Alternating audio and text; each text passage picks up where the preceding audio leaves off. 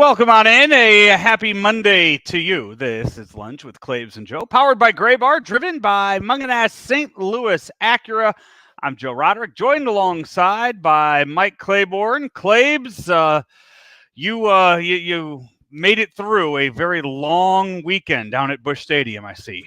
Yeah, long and disappointing is the way I would put it. Obviously, not the game plan that we envisioned when Chicago White Sox come into town, and you're thinking sweep.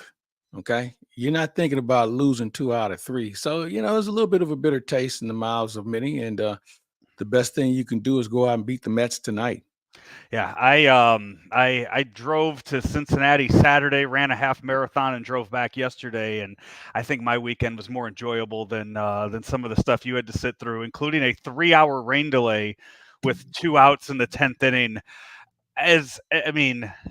That I can't imagine what was going through your head as you as you had to hang You out. don't want to know. Trust me, you don't want to know, and it's a problem I have. And it's an ongoing issue with baseball where they didn't really, when they decided they were going to have the balanced schedule, they didn't really account for the rain issues and what a disservice it could be not only to the players but certainly the fans because you're left in the dark. And I understand weather can be a little bit more difficult to forecast than in the past, but um, this is the second time we've gone through something like this. We saw it in L.A. And you try and figure out what is the right thing to do, and I'm not sure if baseball has determined that or not. I've always said that if you have a makeup game or if you have a situation where it's not conducive for fans and or players, then every team or during the week, everybody should be off with the exception of 6 games. You want to have 6 games that can be played because you want to be able to service TV. If you have a Monday or a Thursday off, you're either making up a game or you have a regular scheduled off day. Mhm. And I don't know anybody who complains about off days, especially when you get into the dog days of the year or this time of the year where the weather can be a little dicey. I think it would make for a better game. Now, some would think, well, maybe it'll make the season too long. We'll cut it back by 6 games Yeah. or start the season a week earlier in warm weather cities and dome facilities. Right. Yeah, it doesn't seem like it should be that. I mean, it was a married couple that put together the schedule for years and was able to figure it out, and there weren't many complaints about it like you hear nowadays with the way the schedule is made. I think it was this past weekend, was there a team that was off on a Friday night? I don't think that should ever be the case, that 2 teams should be off on a Friday night during the regular season, a scheduled off day. That's Well, one of your biggest money makers. we've been off of holidays before. Right. So, I mean, again, I don't get it. And I'm sure there's somebody within Major League Baseball that can give me a logical explanation. It's just one I haven't been able to come to yet. Give me a logical explanation as to why Major League Baseball is still allowing CB Buckner to umpire behind home plate for Cardinal games, Or given any game. given the history between he and Ali Marmol, and the clear things that CB Buckner has said about the Cardinal manager. Well, that's been ongoing for some time, but it's just not CB. I mean, there's about a half a dozen guys who have consistently been inconsistent, and now they've had maybe more of a personal vendetta toward individuals, and it's blatant. And it's not just, I can give you some names of some people in the NBA referees that are that way. The NFL is a little bit different because it's a bigger, broader base, and you don't have as much direct contact as you would with, the other sports. The NHL, there's always been a few guys that didn't like a coach or whatever. But I think in baseball, because we see it every day, and it's glaring. I mean, it's glaring. Now, I'll go back to Saturday. CB missed that last pitch by 6 inches minimum. I won't blame him for that because when you have the bases loaded and nobody out and you have 3 consecutive strikeouts, that's not CB's fault. That's Right. the fact you can't put the ball in play. But there were other issues starting with the first pitch of the game that we all felt like this is going to be an interesting afternoon because CB always had what I would deem a tight strike zone. And I think most people would accept if you have a tight strike zone from 1 through 9, fine. But when your strike zone starts to wobble a little bit in the 7th inning or the 8th inning, or even in this case, the 9th inning, that's a concern. And whether it's a lack of focus, lack of concentration, or whatever you want to call it, you can't have it. Because I, once you have players that are used to a certain thing, they'll abide by it. They may not be able to adjust, but at least they understand these are the rules we're playing by.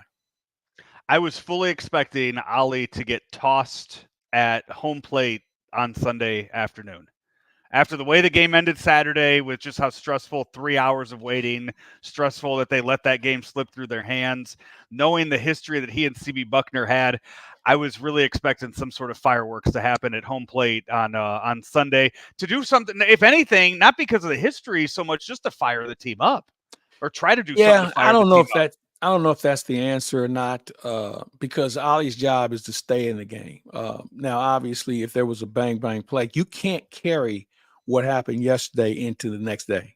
It's got to be something very egregious, and it's happened. Don't get me wrong; I've seen it happen, but I just don't think that was a time or place for it. And they've since been civil toward each other since last year or the year before. So it's not as big of an issue as some might think it is.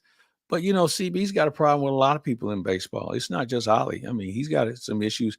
And I thought we were going to have an issue yesterday on Saturday with the Chicago manager who had some things to say to CB during the course of the game that didn't go over well, but it didn't unfold. But I think baseball's got to take a long, hard look at this because it's now beginning to be glaring with regard to how we see these confrontations. And it's only about balls and strikes now. Remember, you don't have to argue on the bases anymore. Any of the safes or outs, the New York handles that. But the balls and strikes are the big issue now. I do want to get into more Cardinal stuff over the weekend, but you're saying New York handles that. Did you see the end of the Cubs Nationals game I did not. last week? There was a play at the plate where the Cubs ended up getting the win. It was a sacrifice fly to left field to end the game. At catcher's foot clearly is on home plate, standing there to make the tag as the ball's coming in. Runner gets in there, hand clearly on the bag. Umpire calls him out at home. They go to the replay, and they still do not reverse the call on either blocking the plate or the tag. I mean, if you're going to have replay, it was one of those obvious plays where I don't know how you get it wrong in the mix of that. It's one to go back and look. I know it happened middle of last week, probably on a day you either had an afternoon game or there was traveling involved with the. I heard about yeah. that. But again, I think that we're so cloudy about the rules in certain situations, especially around the plate, where you're supposed to give a guy some room to slide. I see catchers still, taking up a majority of the area. The play going down to first base, where you're supposed to run within the line and not on the grass. I mean, there's a lot of things that are in the book that they just don't call. And when they do, we all look around as if to say, where'd that come from? And then they quickly say, well, it's in the book. Yeah. They just don't call it all the time. Right. Exactly. Good news from this weekend, or at least good showing from this weekend. Sonny Gray continues to shine with the Cardinals. That Friday, just an absolute masterpiece again. That he went out there and tossed. ERA under 1 now during his time with the Cardinals. And we talked about it a little last week. And you said it's the best that you've seen, most dominant that you've seen a Cardinal pitcher in 40 years, 50 years. It's been a long time. Yeah. I mean, and I think the way I look at it, because Sonny Gray is not this hulking 95, 96 mile an hour fastball thrower. Okay. This is a guy who's anywhere from 88 to 93. He uses all the pitches that are available to him. And he's just what I would deem a crafty right-hander. Yeah, and to go even further with it, just I mean, you and I talked to him down in spring training, and to try, I don't know if I would say get into his head or get into the mind of Sonny Gray, but just kind of get it a little bit more of an understanding of how he operates, and to then hear the quotes post game of what he did after the third inning in the game to kind of reset his entire mind to get himself right and go back out there and throw 4 more innings. It gives you a really good look into just who Sonny Gray is as a person when it comes to going out there and doing his job. He's all workmanlike. You and I talked about this before. He doesn't have time for the media grab ass and all the things that surround the game today. He's here to do a job, Which and is if you let him do his job, that's fine. Plus, when he needs to be available, he is available. You ask a good question, you get a good answer. You make a statement, then he's going to ask you, well, where's the question? Yeah. I was very surprised to hear him go in depth and talk about the fact that he completely just stripped down, changed everything, knowing exactly your point. He doesn't really make time for the media questions or anything like that. So for him to open up about that, must have been in a pretty good mood after his outing on Friday. Well, wouldn't you be? I mean, you had another good outing. But you know what? Here's the thing that I've come to learn about him and my dealings with him. You want to talk about baseball? He's going to talk baseball to you. He could care less about your family and vice versa, and all the other things that surround the game. He's just about the game, and he's a guy who's thought this out. He's a guy that is very well prepared, and he gives really good answers. And quite frankly, he's a breath of fresh air. And he'll be a solid addition to the Cardinal rotation for at least the next 3 seasons. A guy whose tenure with the Redbirds might be coming to an end, Giovanni Gallegos, with another rough outing yesterday in the game. What do you do with him at this point? Oh, that's we talked about that a little bit yesterday between innings. I mean, I'm not sure what you do because the velocity is down.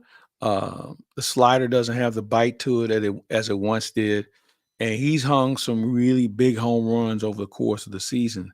Does he need to just go on the IL? I noticed that the Houston Astros sent Abreu, their first baseman, who was struggling. They didn't send him to a minor league team. They sent him to West Palm Beach, where their training facility is. And by the way, there's no team there. How does that work as far as with options and with sending? I mean, just to say, hey, you're struggling, we're sending you back to our spring training facility. He's got to have an injury because you can't put him on. You just can't send him. He has to have an injury. Okay. Because he's out of options. Well, okay, so you're talking about with Gallegos? Yes. Not with the Abreu. Did they just option him down? Yeah, or? Abreu had an option left, so that's why he was able. And it says a lot about him and the organization. Most guys of that nature would say, "No, I'm not going anywhere. I'm going he to try just and won an figure it out MVP. here." What, 3 years ago, 4 Yeah, years ago? so they both realize there's something that can be fixed, but it's hard to fix things at the big league level. That's why you sent out Jordan Walker. That's why you sent out Victor Scott. They can fix it, but when you try and fix it with runners at first and second with nobody out at the big league level and you don't succeed, that's a big difference than playing the Indianapolis whomevers in AAA. I mean, that way that the minors is there for you to refine your skill. The big leagues is for you to flourish your skill. And if you can't do it, then you have to go somewhere else and work on it. Hey, don't sell the Indianapolis Indians that short, because when it's Paul Skenis Day down in Indianapolis, I mean, you're not seeing much better pitching in all of baseball than what he's been throwing so far in AAA down there. I'm hoping. What about the nights he's not pitching? That, you know what? They got to find other ways to sell tickets in Indianapolis for those games at Victory Field. But when he is pitching, that's appointment viewing over there.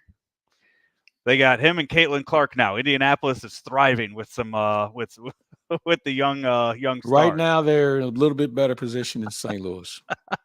Paul Goldschmidt also 0 for May right now. They dropped him down in the lineup, back up to third in the lineup. I don't recall he's maybe had one off day so far this year where he's not been in the lineup unless he was DHing that day. What do you do with him too? I don't know. I mean, we thought in Detroit we had the 5 hits in the doubleheader. You say to yourself, okay, well, maybe this is it. I don't think he's had a hit since then. And I don't know what you do with him. I mean, would you give him a day? See, I thought I would have given him a day after the doubleheader. That way he would have had 2 days off. But when you have 5 hits, you want to see if he can stay hot. So they haven't found the time. But I think at this point, because we're in the midst of a 12-game stretch before another off day rolls around, I think you have to find a day. And when I say find a day, that doesn't mean he's a DH. You just go over and sit down and just push the reset button. Yeah. Don't bring your shoes out here. Don't do anything. Yeah. Don't play catch. Just you are unavailable for the day. Go And strip Ollie's naked done in the that. clubhouse. I Yeah, mean, Ollie's done that with him before this season, so yeah. it's not something that would be unusual. Mets in town for the series tonight. Any roster changes you're expecting to hear today? Anything, because we saw Dylan Carlson came back yesterday. As far as the pitching goes, anything you're expecting this series? Well, Matt Carpenter's close. I wouldn't be surprised to see him activated. Um, and I think that kind of tells you what kind of predicament the team is in when you're looking forward to getting a guy who was a part-time player and really more of a part-time pinch hitter or DH.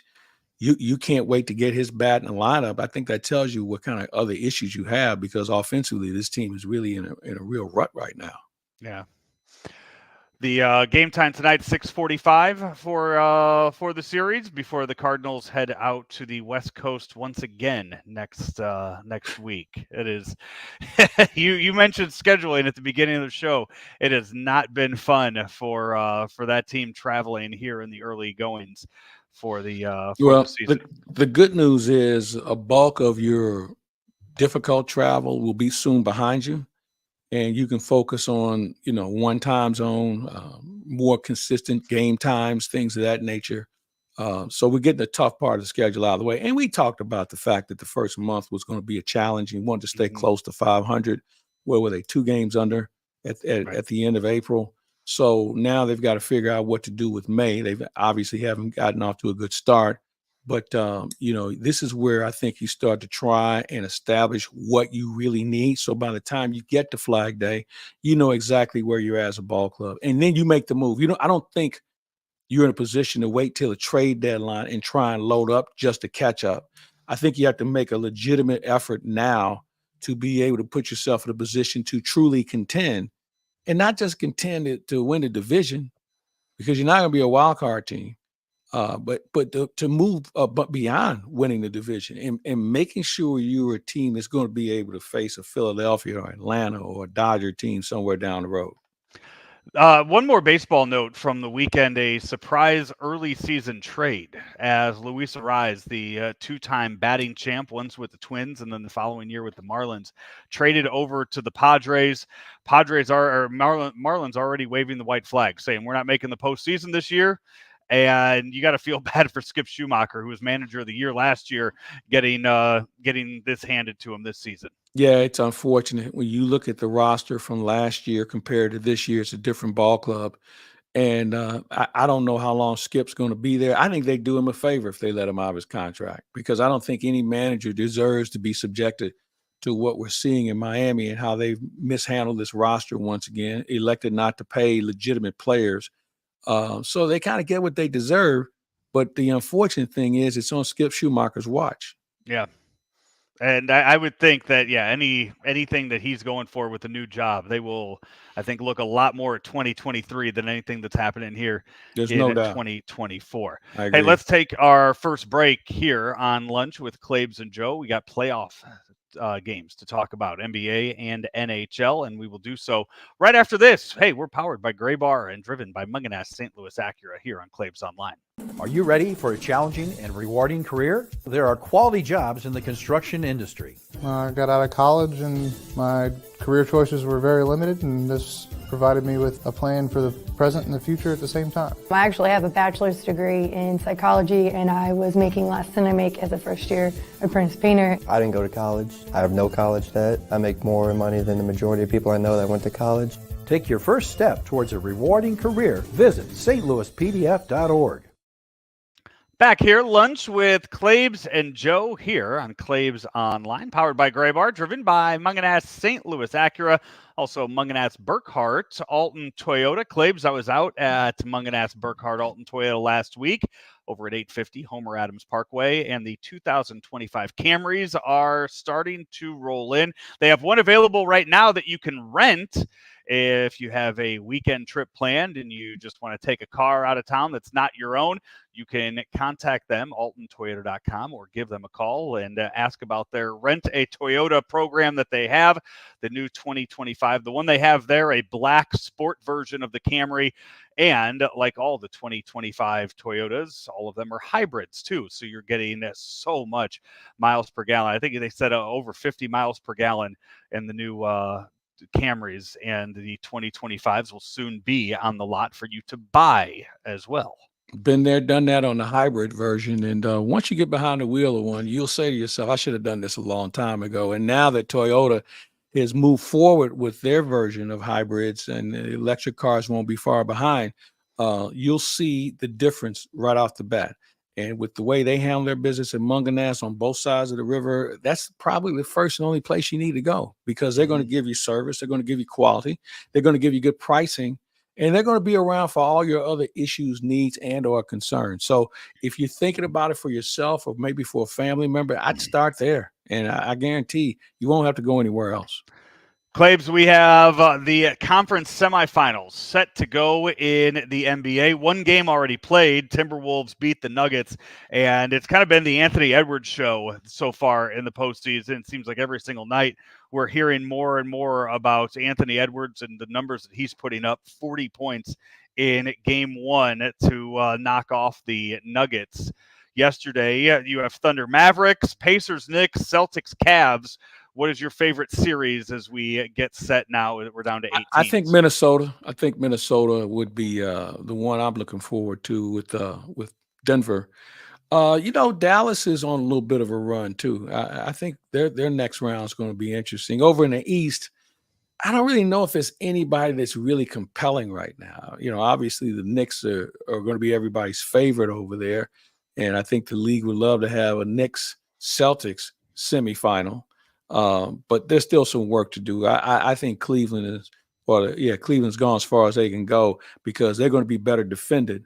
At least they're going to definitely defend, Donovan Mitchell a lot better than what we saw with Orlando. So overall, I think that those are going to be some of the series I want to pay attention to. But you mentioned Anthony Edwards, and you and I've talked about him before. People act like this guy just fell out of an apple tree. He was the first pick in the draft. Okay, so Minnesota knew what they were doing. Now, what makes him even more dangerous is because you have Karl Anthony Towns, because you have Rudy Gobert, you have some size up front. So you just can't double on Edwards, who's strong enough to be a small forward himself. So they bring a lot of different elements to the game that's going to make Denver have to do a better job of guarding just more than one person. Jason Kidd announced this morning they came to an agreement, a contract extension with him down in Dallas. Finally, I mean, it's worked out in a lot of places for him that he has stopped already in his coaching tour, but but it seems like he wears out his welcome at those. Mavericks giving him an extension now today. Well, I think the only reason why they did that is because they didn't want the Lakers kicking the tires on them. Jason Kidd is a really good basketball man.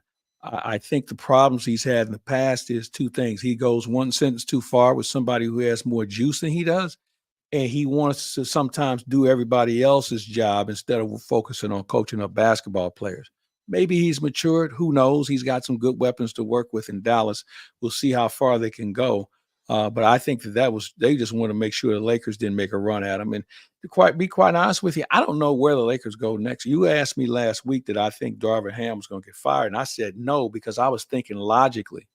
Darvin Ham was not the problem. It's Rob Pelinka, the general manager. I don't know any general manager in the NBA who's had a chance to hire and fire more coaches than him. And we're going to do it again. And obviously, everybody wants to pin this on LeBron, and he certainly has to be culpable in this as well. But at the end of the day, Rob Pelinka is the guy pushing the buttons, and it's not working. And I don't know if that job is as attractive with Rob Pelinka and LeBron there. I think you'd have to you throw Anthony Davis in it too, because you can't trust him. I know he only missed, a half dozen games this year, but he just was in and out too much as far as his presence. So, it's a bad organization right now, and I don't know how you fix it because they don't have any draft choices. One of the names that has been popping up with the Lakers' new job is J.J. Redick. Oh gosh. He has a relationship with LeBron. He played for Coach K. He was around the league for a very long time. It's one of those where he probably wouldn't have a whole lot of control of the situation. He would just kind of be in there as just, you know, a guy just there, a guy. Gopher. Yeah. Okay. I don't have a problem with people, and I guess because if you notice recently, the Cardinals have had 3 managers with no major league experience that manage a ball club, and I thought all 3 of them have provided some positive outcome. Unfortunately, 2 of them were no longer here.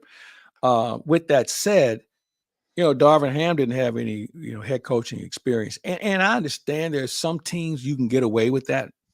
Just say he's a guy that we just want him to kind of manage things.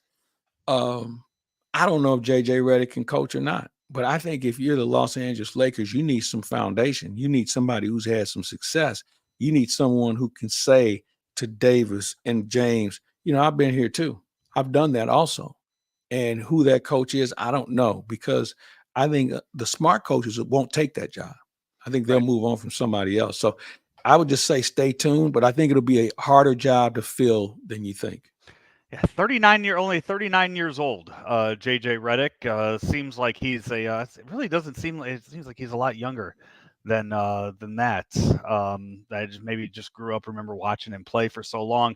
The stuff that he talks about on TV, it is nice to hear some of the insight that he has on TV. He does kind of hold his own with guys who didn't play the game and lets them know how it is. No way of telling how that translates over to being a coach and also coaching the egos that he would have with the Lakers. But it does seem like being a head coach in the NBA is in his future. That's if he wants it. I'm gonna back up on something you said, about because he played. We hear that term quite a bit. And while I respect anybody who can go to that level and play, remember, they're watching the games through their eyesight and their skill ability. Okay. They can't speak for the whole league. Now they have the experience of being out there and watching it, but they have to process everything through their own vision, which may be different than it might be from another player's standpoint. And while you and I and people who didn't play and you pick the sport, we have to respect that element. That doesn't always make them right. Mm-hmm. Also too, NBA news. I don't know if you followed much recently of the TV talks that are the new TV contracts that are coming up, talking about JJ Redick being a talking head. Rumors that inside the NBA could be coming to an end. I could not imagine if you are a network and part of your plan, if you're going to take the NBA away from Turner, wouldn't be to bring all of those guys along with you. Well, I think that's more erroneous than anything else. Turner is trying to have a legitimate footprint in sports, and to allow the NBA to go somewhere else, I think is insane. The NBA is going to parcel this thing out to another network, part of the schedule. There's going to be a place for Turner. I don't think there's any doubt about that, because the footprint, NBA needs Turner more than Turner needs the NBA, to be honest with you, because Turner has made the NBA with its insider show and things of that nature, and the dedication that they've shown toward the sport. Until hockey came along, the NBA kind of ran that network. Okay, right. Now you throw an occasional playoff game on baseball, something along that line, but that was truly the NBA's home, because ESPN was putting everything else on in between dates. And it never, in my opinion, has truly established a legitimate bona fide footprint as far as being the league's network. So you're going to see a streaming outlet get involved. And as I told you earlier, this deal is going to be somewhere north of $60 billion. So somebody's going to have to buck up and pony up. And don't be surprised to see the NBA on as many as 5 to 6 different outlets. Yeah. Claibs, NHL, same situation as the NBA. They are in the second round. Only one game has been played so far. Rangers knock off the Hurricanes in Game 1. At the start of the NBA playoffs, we were talking about how maybe this was the year that Canada could finally break their curse and win a Stanley Cup. After the second round, there will be one Canadian team left. There are 8 right now. 2 of them are playing each other. Yeah, that's unfortunate. But you know what? It is what it is. And of those teams that are still alive, the question is who has the best chance? And that's a hard question. You would look at Edmonton on paper and say, well, they got the firepower to do it. Vancouver, I think, will have a problem. They may get worn down, and that's the concern I would have with them. And the other teams, when this is your first, rodeo, I think you have to, if you can get through the first round, you have to look around and say, okay, now what? So you need a team that's had some experience. You need a team that has some winning players on it. Edmonton would be my odds-on favorite, but you never know. With the star power that they have, and if they step up and play the way they should, then yeah, I would agree with that as well. Rick Bowness retired earlier today as well, 38 years. He started his career with St. Louis Blues as a player and has done everything. He's had some health issues this season, and maybe this is a good time for him to step down. And if I'm not mistaken, he's up for the Jack Adams Award. So that would be a nice, star on top of the cake before he retires. But Rick Bowness has done everything in the game, from being a good two-way player to being a great assistant coach. He's been a good interim coach from time to time when he's had to fill that role. And he's been a real true hockey man, and we wish him nothing but the best. Claibs, we are brought to you each and every day, or each and every week, I should say, by Gray Bar and Munganess St. Louis Acura. Also, Claibs, your friends over at the MAC. I was at the MAC last night. The National Football Foundations had their dinner last night, honored all the great high school football players in the area, and they also honored one Bob Ramsey, who was awarded the Bob Bragg Award. But the fun event about the MAC is just the ambiance, just the environment itself. And whether it's for a banquet or a wedding reception or just going over there to get a good workout in, there are so many things that the MAC has to offer, including golf at various locations in the area. If you're thinking about joining, I would go online or give them a call. They'll give you the tour and show you all the advantages that come with it. I think you'll be impressed, and you'll be impressed because you can include your family with it as well. It's the MAC. They have 2 locations, one in downtown and one in Town and Country. Just check it out, and I guarantee you'll have a better experience with the MAC than you may have thought. We will take a break. When we come back, wrap things up here on Lunch with Claibs and Joe, powered by Gray Bar, driven by Munganess St. Louis Acura. Can Gray Bar help my electrical and datacom jobs be more productive? Yep. Our supply chain services are designed to do just that. Like job site services? Yep. We deliver the products you need where and when you need them, no matter your industry. What if I have technical questions? Yep. Our specialists are top-notch. Emergency support? Yep. Even after hours. They're a unicorn. When you need to keep your projects productive and profitable, rely on Gray Bar to help you get the job done right. No unicorns required. Yep, Gray Bar does that. Claibs kind of all over the place here for the last few minutes of Lunch with Claibs and Joe, powered by Gray Bar, driven by Munganess St. Louis Acura. First off, the Battlehawks once again played this weekend. Over 30,000 in the Dome, and Mike Florio of Pro Football Talk kind of starting to make a case that maybe St. Louis should get another look at being an NFL city based on the fact that they're getting over 30,000 at the Dome for Battlehawks games, where the rest of the UFL is getting around 5,000. Why am I doing this? Yeah. Why are you giving somebody hope that I'm telling you what Florio's right. Well, I could give 3 shits about what Mike Florio says, okay? But let me just say this. For anybody to intimate that the NFL is remotely interested in St. Louis, I'm going to ask you 3 things. Who's going to own it? Where's your new stadium going to be? And why does the NFL need to go back to St. Louis when they have other markets that they can take around the world? Let me throw an idea out there to you.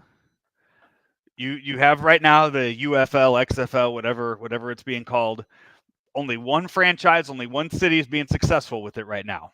It's the Battlehawks. It's St. Louis. They're So they're getting selling 30,000. They're getting 30,000 people. You need at least 60,000 to be Okay. legit in the NFL. When it's NFL Where season, does maybe you get 30,000 more. come from? Maybe Where's when the it's NFL 30,000 season, come from? Bush, they come down the road because the Cardinals aren't playing during the NFL season. But what I'm saying, The Rock owns, or whoever is owning it, they own this. Can they? We've seen deals like that worked before. We've seen it before with the USFL. We've seen it with the ABA, where they've brought teams over to the NBA. Is this something where they could say, "Hey, we have this one franchise, we want to make them an NFL team"? So my question would be, when have you seen a team?